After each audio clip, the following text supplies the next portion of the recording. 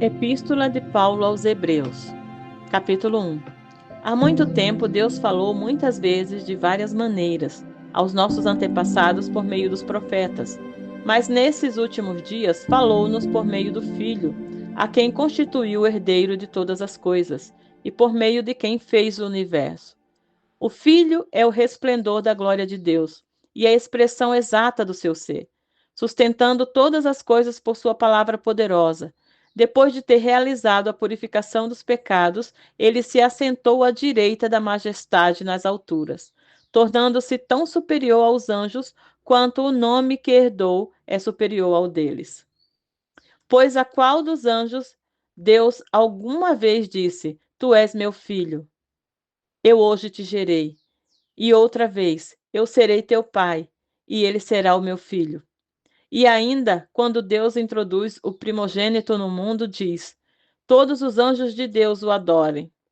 Quanto aos anjos, ele diz: Ele faz dos seus anjos ventos e dos seus servos clarões reluzentes. Mas, a respeito do filho, diz: O teu trono, ó Deus, subsiste para todo sempre. Cetro de equidade é o cetro do teu reino. Amas a justiça e odeias a iniquidade. Por isso, Deus, o teu Deus, escolheu-te dentre teus companheiros, ungindo-te com óleo de alegria. E também diz: No princípio, Senhor, firmaste os fundamentos da terra, e os céus são obra das suas mãos. Eles perecerão, mas tu permanecerás, envelhecerão como vestimentas. Tu os enrolarás como um manto, como roupas eles serão trocados, mas tu permaneces o mesmo, e os teus dias jamais terão fim. A qual dos anjos Deus alguma vez disse: Senta-te à minha direita, até que eu faça teus inimigos um estrado para os teus pés.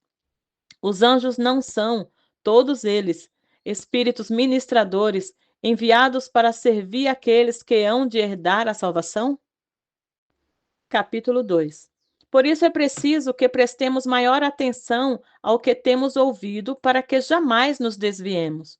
Porque se a mensagem transmitida por anjos provou a sua firmeza, e toda transgressão e desobediência recebeu a devida punição, como escaparemos nós se negligenciarmos tão grande salvação? Esta salvação, primeiramente anunciada pelo Senhor, foi-nos confirmada pelos que a ouviram.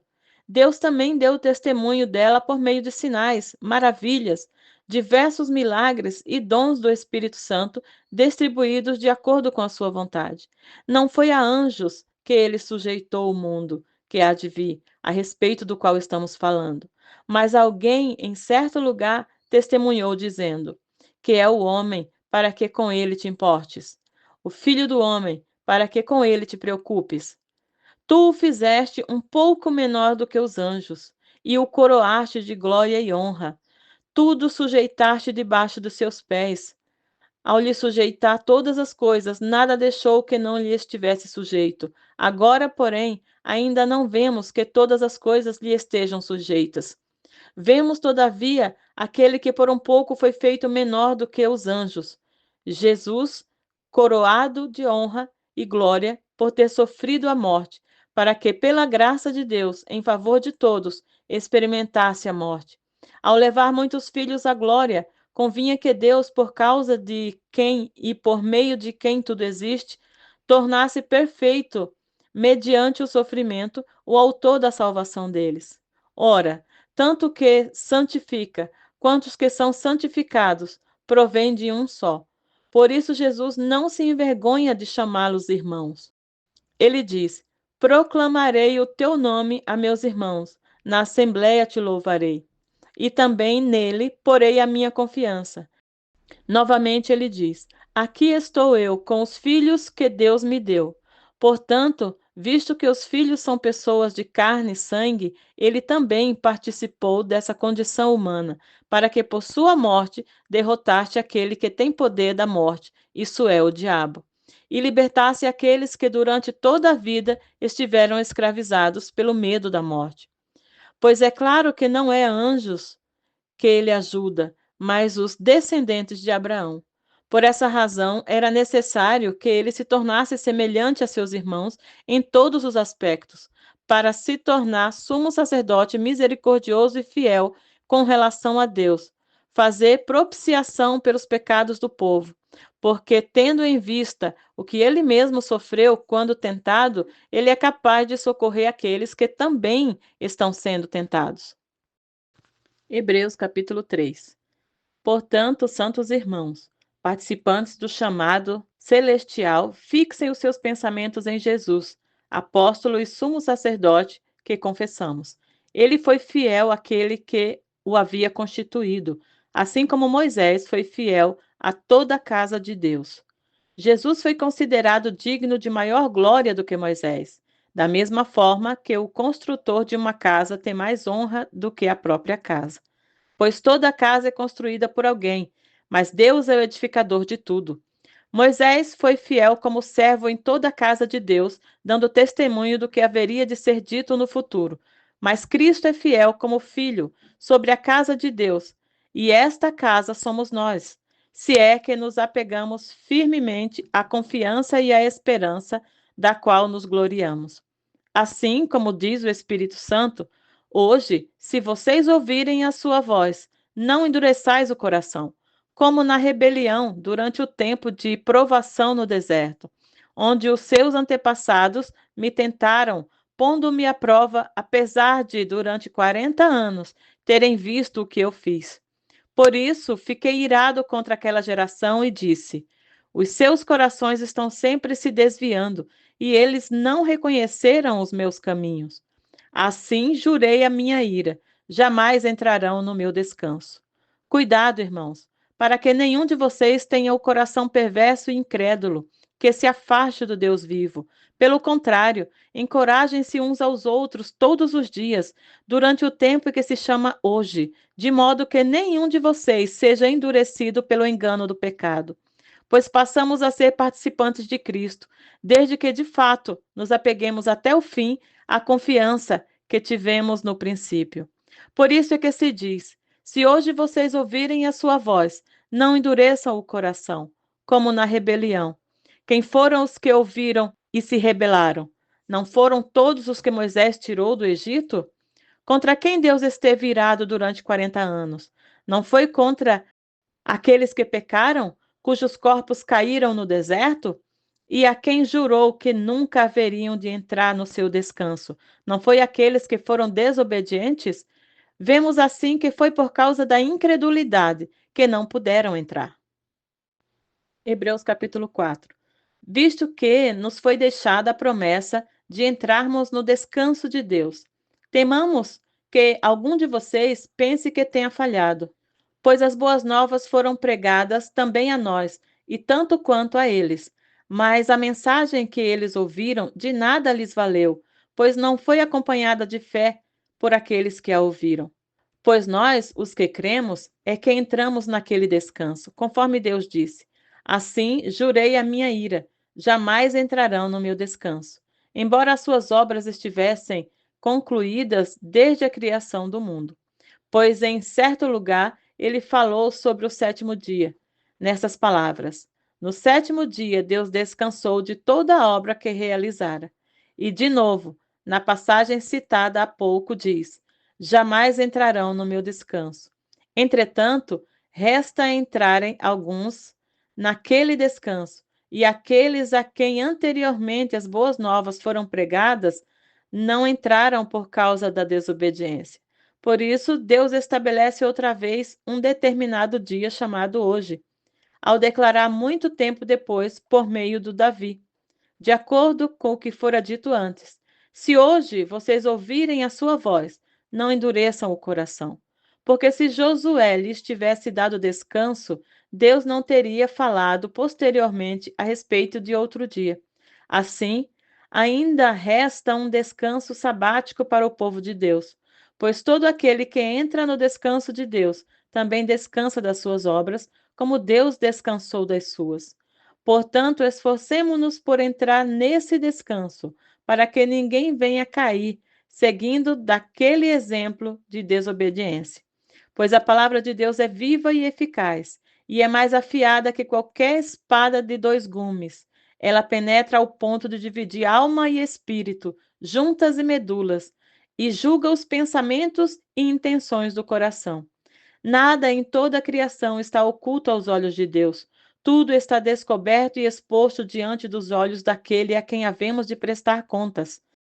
Portanto, visto que temos um grande sumo sacerdote que adentrou os céus, Jesus, o Filho de Deus, apeguemo-nos com toda a firmeza à fé que professamos, pois não temos um sumo sacerdote que não possa compadecer-se das nossas fraquezas, mas sim alguém que, como nós, passou por todo tipo de tentação, porém sem pecado. Assim sendo, aproximemo-nos do trono da graça, com toda a confiança, a fim de recebermos misericórdia e encontrarmos graça que nos ajude no momento da necessidade. Hebreus capítulo 5. Todo sumo sacerdote é escolhido entre os homens e designado para representá-los em questões relacionadas com Deus e apresentar ofertas e sacrifícios pelos pecados.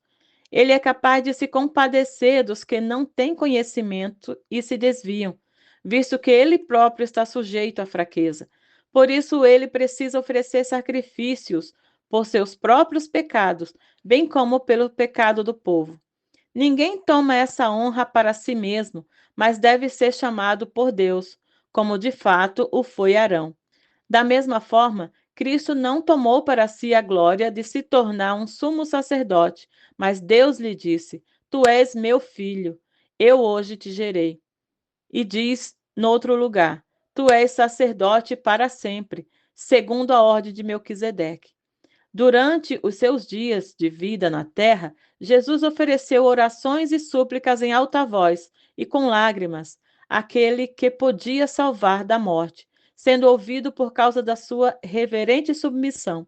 Embora sendo filho, ele aprendeu a obedecer por meio daquilo que sofreu. E uma vez aperfeiçoado, tornou-se a fonte de eterna salvação para todos os que lhe obedecem, sendo designado por Deus sumo sacerdote, segundo a ordem de Melquisedeque. Quanto a isso, temos muito o que dizer, coisas difíceis de explicar, porque vocês se tornaram lentos para aprender. De fato, embora a esta altura já devessem ser mestres, vocês precisam de alguém que lhes ensine novamente os princípios elementares da palavra de Deus. Estão precisando de leite e não de alimento sólido. Quem se alimenta de leite ainda é criança e não tem experiência no ensino da justiça, mas o alimento sólido é para adultos, os quais, pelo exercício constante, tornaram-se aptos para discernir tanto o bem quanto o mal. Hebreus capítulo 6. Portanto, deixemos os ensinos elementares a respeito de Cristo e avancemos para a maturidade sem lançar novamente o fundamento do arrependimento, de atos que conduzem à morte, da fé em Deus. A instrução a respeito de batismos, da imposição de mãos, da ressurreição dos mortos e do juízo eterno. Assim faremos, se Deus o permitir. Ora, para aqueles que uma vez foram iluminados, provaram o dom celestial, tornaram-se participantes do Espírito Santo, experimentaram a bondade da palavra de Deus e os seus poderes da era que há de vir, e caíram, é impossível que sejam reconduzidos ao arrependimento, pois para si mesmos estão crucificando de novo o Filho de Deus, sujeitando-o à desonra pública. Pois a terra que absorve a chuva, que cai frequentemente e dá colheita proveitosa àqueles que a cultivam, recebe a bênção de Deus. Mas a terra que produz espinhos e ervas daninhas é inútil e logo será amaldiçoada. Seu fim é ser queimada. Amados, mesmo falando dessa forma, estamos convictos de coisas melhores em relação a vocês, coisas próprias da salvação. Deus não é injusto. Ele não se esquecerá do trabalho de vocês e do amor que demonstram por ele, pois ajudaram os santos e continuam a ajudá-los. Queremos que cada um de vocês mostre essa mesma prontidão até o fim, para que tenham a plena certeza da esperança, de modo que vocês não se tornem negligentes, mas imitem aqueles que, por meio da fé e da paciência, recebem a herança prometida.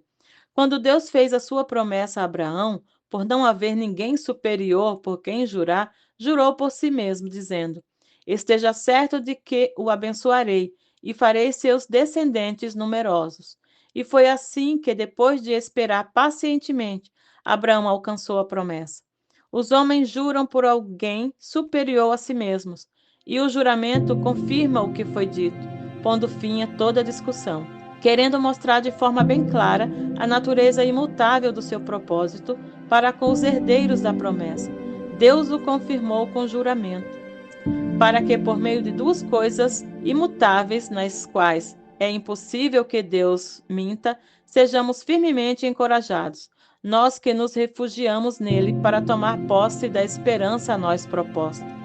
Temos essa esperança como âncora da alma, firme e segura, a qual entra o santuário interior por trás do véu, onde Jesus, que nos precedeu, entrou em nosso lugar, tornando-se sumo sacerdote para sempre, segundo a ordem de Melquisedeque.